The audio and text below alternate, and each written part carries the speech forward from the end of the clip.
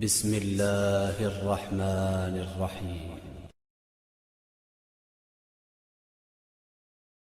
سورہ الاعراف آیت نمبر 11۔ وَلَقَدْ خَلَقْنَاكُمْ ثُمَّ صَوَّرْنَاكُمْ ثُمَّ قُلْنَا لِلْمَلَائِكَةِ اسْجُدُوا لِآدَمَ فَسَجَدُوا إِلَّا إِبْلِيسَ لَمْ يَكُنْ مِنَ السَّاجِدِينَ۔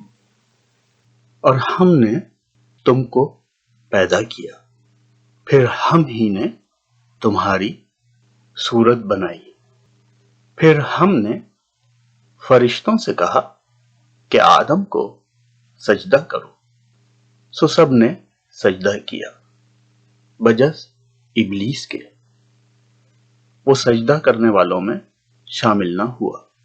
آیت نمبر 12۔ قَالَ مَا مَنَعَكَ أَلَّا تَسْجُدَ إِذْ أَمَرْتُكَ قَالَ أَنَا خَيْرٌ مِّنْهُ خَلَقْتَنِي مِن نَّارٍ وَخَلَقْتَهُ مِن طِينٍ۔ حق تعالیٰ نے فرمایا، تو جو سجدہ نہیں کرتا تو تجھ کو اس سے کون امر مانے ہے، جبکہ میں تجھے حکم دے چکا ہوں۔ کہنے لگا میں اس سے بہتر ہوں، آپ نے مجھ کو آگ سے پیدا کیا اور اس کو آپ نے خاک سے پیدا کیا ہے۔ یہاں ابلیس یہ بات اچھی طرح جانتا تھا کہ اسے بھی اللہ تبارک تعالیٰ نے ہی پیدا کیا ہے، وہ اپنے خالق سے واقف تھا، یعنی بظاہر اس کے عقیدے میں کوئی مسئلہ نہیں تھا، بلکہ بحیثیت مخلوق دوسری مخلوق کو کمتر جاننا اور گھمنڈ میں اپنے خالق کے حکم سے سرے سے ہی انکار کر دینا اس کا گناہ تھا۔ اس کے دماغ میں کوئی خلل نہیں تھا، کھوٹ اس کے دل میں تھا۔ ہمارا آج کا مسئلہ بھی یہی ہے، ہم ابلیس کی روایتی پیروی کرتے ہوئے اپنے خالق کے تو انکاری نہیں ہیں، لیکن اپنے رب کے ہر حکم کو رون ڈالتے ہیں۔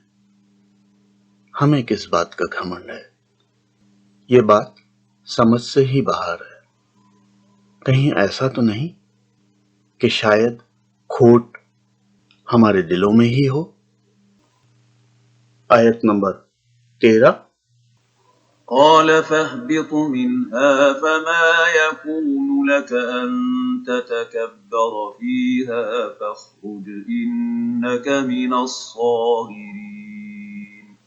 حق تعالیٰ نے فرمایا، تو آسمان سے اتر، تجھ کو کوئی حق حاصل نہیں کہ تو آسمان میں رہ کر تکبر کرے، سو نکل، بے شک تو ذلیلوں میں سے ہے۔ ہمیں بھی اپنے رویوں پر غور کرنا چاہیے کہ ہم اپنے سے کسی کو کمتر نہ سمجھیں اور کسی تکبر اور گھمنڈ میں نہ آئیں۔ ایسا نہ ہو کہ ہم اس زمین سے بھی فنا کر دیے جائیں۔ آیت نمبر 14۔ قَالَ أَنظِرْنِي إِلَى يَوْمِ يُبْعَثُونَ۔ اس نے کہا کہ مجھ کو مہلت دیجیے قیامت کے دن تک۔ غور کیجیے، شیطان نے فریاد پھر بھی اللہ ہی سے کی، کسی اور کے پاس نہیں گیا کہ کوئی اور اس کی سفارش کر دیں۔ آپ بھی اپنے رب سے ہی فریاد کیجیے، کسی اور سے امید مت لگائیے، اپنے رب کے شکر گزار بنیے۔ آیت نمبر 15۔ قال إنك من المنظرين اللہ تعالیٰ نے فرمایا تجھ کو مہلت دی گئی۔ یہ ہمارے رب کا رحم و کرم ہی ہے کہ حق تعالیٰ نے ابلیس کو فوراً فنا نہ کیا، بلکہ اس کی نافرمانی کے باوجود اسے مہلت دے ڈالی۔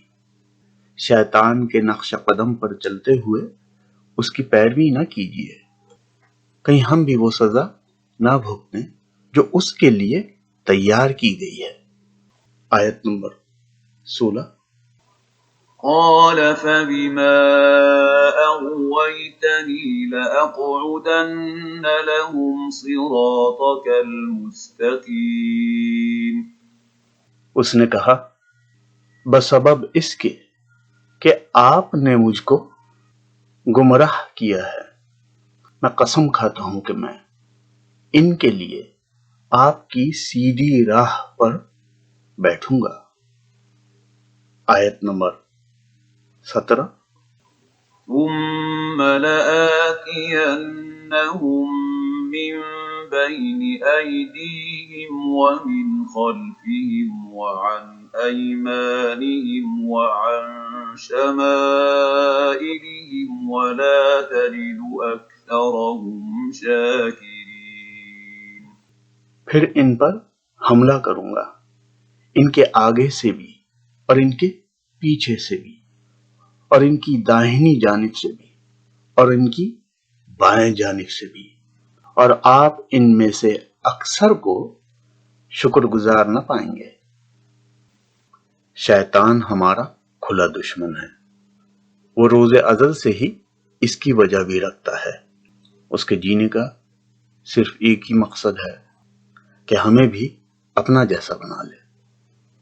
وہ ہر طرح کے حربے ہم پر استعمال کرتا ہے، قدم قدم پر اس نے ہمارے لیے جال بچھا رکھے ہیں۔ خدا را اپنے دشمن کو دشمن ہی جانیے، اس کے ہم نوا مت بنیے۔ آیت نمبر 18۔ قال اخرج منها مذءوما مدحورا لمن تبعك منهم لأملأن جهنم منكم أجمعين اللہ تعالیٰ نے فرمایا کہ یہاں سے ذلیل و خوار ہو کے نکل جا، جو شخص ان میں سے تیرا کہنا مانے گا میں ضرور تم سب سے جہنم کو بھر دوں گا۔ نہ شیطان کی اور نہ اس کے پیروی کرنے والوں کی راہ چلیے، اپنی توجہ اچھے واعظ و نصیحت کی طرف رکھیے، اچھے ساتھی بنائیے، علم حاصل کیجیے، تربیت حاصل کیجیے، اچھے طور طریقے سیکھیے، اچھے آداب اپنائیے، اور اپنی پوری توجہ یکسو ہو کر اپنے رب کی سیدھی راہ کی طرف رکھیے۔ سبحان اللہ و بحمدہ، سبحان اللہ العظیم۔